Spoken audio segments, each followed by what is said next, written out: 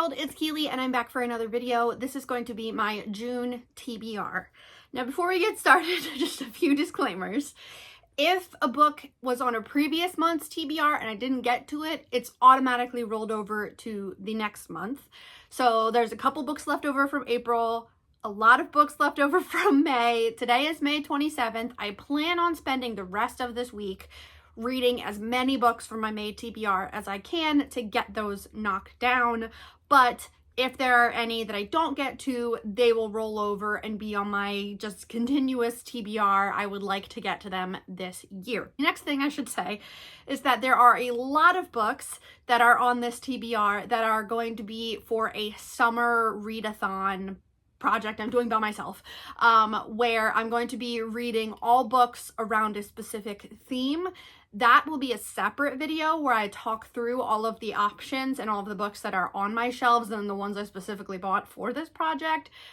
That will be coming within the next week or so. That's going to be a little bit more involved, so I need to pull all of the books from my shelves and get myself ready for it. Like I said, today is May 27th. As of this morning, I have finished 48 books so far this year, and then I went through and I broke that into categories to get an idea of where I'm at with my reading. If I already shared this in a previous video, the numbers might be off because I can't remember as I'm going through which books I am marking off as old TBR. So I have these categories. It's old TBR, which is any books that have been on my shelves from basically Christmas 2024 and earlier. And I have library, so that's any books I get from ebook version from my library system, physical copy from the library, and I'm also including Kindle Unlimited for that because you don't own those books. I read them and then I give them back so I can get another one. Then I have a section called New, which is any book purchased since January 1st of 2025. And then the fourth category is just general ebook, which is a book that I didn't purchase this year, but I already had it as an ebook as of, Christmas 2024 or before that. And the numbers are actually not bad. So 18 of the books that I've read so far this year have been old TBR books, which is pretty good.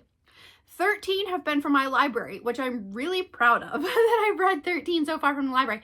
Obviously, I want those numbers to continue to go up, but I'm happy with where they're at so far. 13 have been new to me books so far this year. When I tell you how many books I've purchased so far this year, you'll see that that's not really that many, but we're gonna take it. And then ebook will be 4. So those are books that I had on my Kindle that I wanted to read, but I purchased them last year or before then. Now, when I looked through how many books have I read so far that I have brought in, this is where the numbers might not be 100% accurate, but whatever, I'm going to go with it. I have a big ass book haul coming. Just be aware of that. There will be a gigantic ass book haul coming soon. I'm waiting for a couple more books to come in that I purchased through different websites that are taking a little bit. But as of starting January 1st, up until yesterday, of the fiction books that I've brought in, of all of the books that I brought in this year, I'm only counting fiction books for this because I'm not in the mood for nonfiction really right now, so I'm not counting my nonfiction.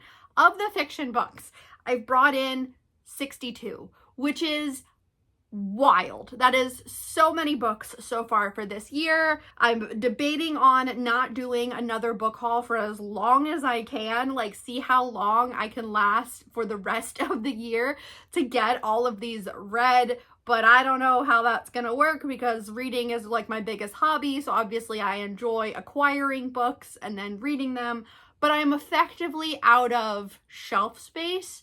And by effectively, I mean 100% out of shelf space in my office, and I'm not getting another bookshelf. I need to just continue to read the books and then get rid of ones that were not my favorite. I really need to start DNFing books more than anything else. Anyway, so all of those caveats aside, let's show you the books that are on my June TBR. Now I have 2 books specifically for Pride Month that there might be other books on my TBR that would qualify for Pride Month, but I just really want to make sure that these 2 are priorities. So the first one is a short story collection called Rainbow Rainbow by Lydia Conklin, and this is just a collection of short stories that have queer themes in some capacity. I've really been loving short story collections so far this year, so I'm very excited for that one.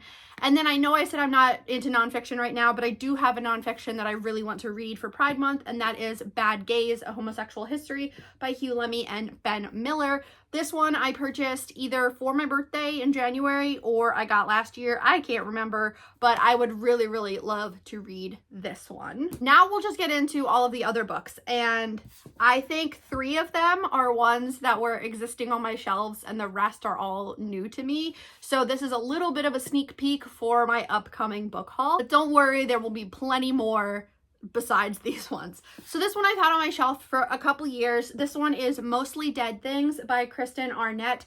And this one sounds so weird, and I'm just really, really in the mood for it right now. So this one is about Jessa Lynn, who after her dad dies, she decides that she's going to take over the family taxidermy business. And I assume that like shenanigans ensue. I am very excited for this one, and I don't really want to read anything more from the back because I don't remember a lot of what it's about. I just remember that it's supposed to be weird. So I'm looking forward to that one. Then we have Severance by Ling Ma. I just read Bliss Montage, which was Ling Ma's short story collection, and I really enjoyed it. And so I have this other one from that author on my shelf. This one is a like pandemic, apocalyptic, I think, type of book, and I've heard amazing things about this one, so I really want to read it. And then this is the final one that was already on my shelves. This one is Breasts and Eggs by Miko Kawakami. I don't think I've read any Miko Kawakami, but this one is supposed to be like a multi-generational, I think, family story, or like going back and forth between 2 families, something like that. But I have been trying to read through any of my unread books on the shelves behind me, which is this like really small rainbow shelf that I decided to put together. And the bottom shelf is completely red. I know I've talked about this in a previous video. The bottom shelf is completely red, and then these 2 shelves are mostly red. So I've been trying to work through a couple of the books that are left. And so the pink and red books are really where I have the most unread. So that's why I want to read both of these from those shelves. Now into books that I haven't hauled yet. This one was actually recommended to me by my friend. So this one is White Cat Black Dog by Kelly Link. This is a collection of short stories that have like magical elements to them, and I'm really excited for it. I've heard that it's amazing, and my friend thinks that I will really enjoy it. Another short story collection is Wednesday's Child by Yi-Yeon Lee. This author also wrote The Book of Goose, which I was looking at, but I decided not to pick that one up until I read through this one. And listen to this first short story description. It says, a grieving mother makes a spreadsheet of everyone she's lost. That just sounds so dark and sad, but also really interesting. So I am excited to get to this one.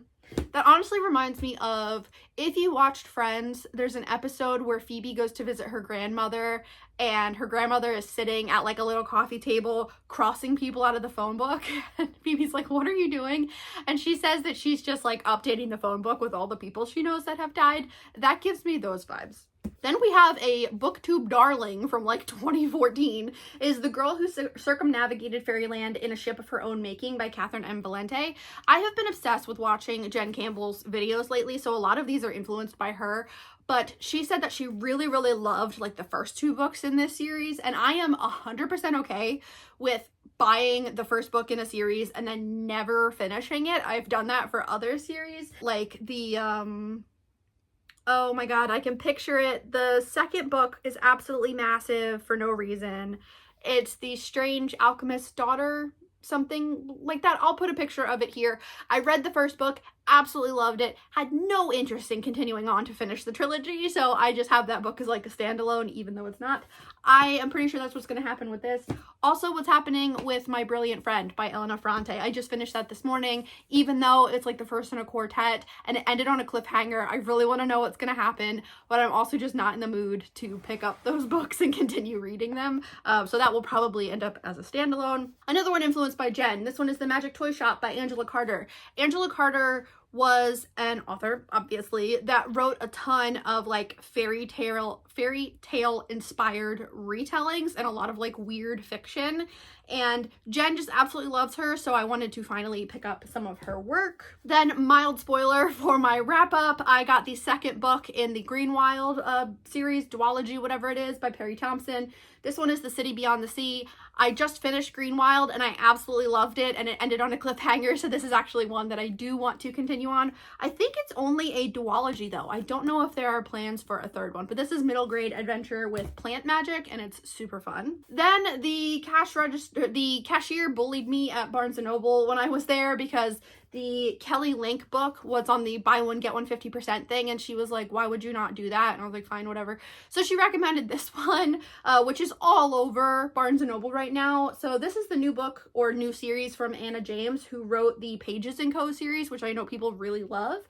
This one is the Chronicles of Weatherwhy, the Age of Enchantment, and this is a middle grade like magic series, I guess. I think there's a second one out already. I'm not sure, but this one sounded like it was going to be fun, and it has a quote on it from Perry Thompson that wrote Greenwild that I literally just read, so I was like, oh, perfect, I'll give it a shot. Then a coworker and I were talking about what we're currently reading, and they said that they're currently reading The Handmaid's Tale for the first time and really enjoying it, and I realized that I've never really read much else from Margaret Atwood. I've read obviously The Handmaid's Tale and I read the Penelope ad, but I don't remember if I've read anything else from Margaret Atwood, but I know that she's a weirdo.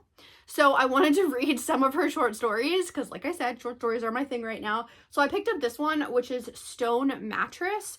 And this one, it says, Margaret Atwood gives us 9 unforgettable tales that reveal the grotesque, delightfully wicked facets of humanity. I'm a little bit worried about one of them in terms of like disability representation, but I don't know. So it says, Alphenland is the first of 3 loosely linked stories, introduces us to a fantasy writer who is guided through a stormy winter evening by the voice of her late husband. In Lusus Naturae, I don't know how the hell you say that, a young woman monstrously transformed by a genetic defect is mistaken for a vampire. See, I don't love that language, but we'll see. And in the title story, a woman who has killed 4 husbands discovers an opportunity to exact vengeance on the first man who ever wronged her. So we shall see. I have been told that I will enjoy Margaret Atwood's other stuff, so I just want to actually try it out. Then I've been watching a lot of CJ as well, and CJ loves Jonathan Franzen, but I've never read any of his stuff, so I went through the Jonathan Franzen section at my bookstore and picked up this one, which is Strong Motion. And this one, of all of the ones that they had at the bookstore, I was like, this one sounds the most like I would enjoy it. It says, Lewis Holland arrives in Boston in a spring of strange happenings. Earthquakes strike the city, and the first one kills his grandmother. During a bitter feud over the inheritance, Lewis falls in love with a young seismologist, Renee, whose theory about the origin of the earthquakes turns his world upside down.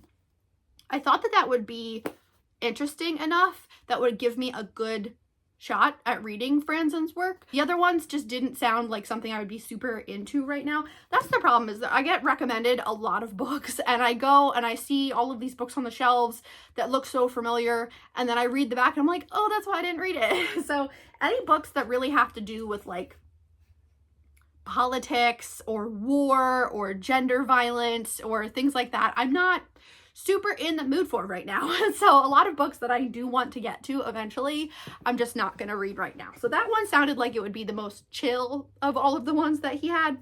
And then the final one that I have for this video is In the Dream House by Carmen Maria Machado. I have read their short story collection, The Girl and Her Body Parts, something like that. I'll put a picture of it here. And I really enjoyed that, and I do want to get a copy of it again. I had a copy of it when we lived in Maryland, and then I got rid of it when we were moving because I was trying to only keep like my absolute favorites. But since then I have thought about that book so many times, so I really want to get another copy for my shelves. But again, watching Jen, she highly recommended this one, which is the author's memoir, and it is supposed to be really, really good. So I'm very excited to get to this one. Now, that is not all of the books that I have on my TBR. Like I said, I have the summer reading project that I will be doing. I have lots of other books on their way to me that are unrelated to the summer reading project that I would like to get to in February, in June. These are the books that I have pulled just to show you guys, mostly also because they weren't put away yet. Most of them weren't. But just know that I am reading a crap ton right now, and I am excited about all of the things, so I'm gonna try my hardest to continue working down my TBR. I said before that one of my reading goals for the year is, I think I said, to have 50% of my new books read by the end of the year. I would love it if I could hit 100% of my new books read by the end of the year. I don't know if that's gonna happen, but we can certainly hope, and I'm definitely gonna try. So I will keep you guys updated as I go throughout the months of how many books I am working through. I do have spreadsheets. My numbers might be thrown off every once in a while because I might haul some books and then I attempt to read them, realize I don't like them, and I get rid of them, and so I pull that from my list, which then alters my numbers. Just know that I'm keeping track of it, and so don't worry too much about if my numbers line up for each video. I'm not worried about it. At the end of each month, I have listed out every single book that I have read. Even my story graph somehow doesn't line up with my Google Doc of where I've typed up every book that I read, so I don't know what I'm missing, but I'm relying on the Google Doc to get me through with all of these reading challenges. That is everything that I want to show you guys for this video for my June TBR. I am very excited to hear what you guys would like to read for June. And once I finally film that other video for my summer reading project and get it posted, I will be very happy if anyone decides to do it with me. And I guess that's it. So let me know if you guys have read any of these. What are you hoping to read in June? And that's it. Thanks for watching. Bye.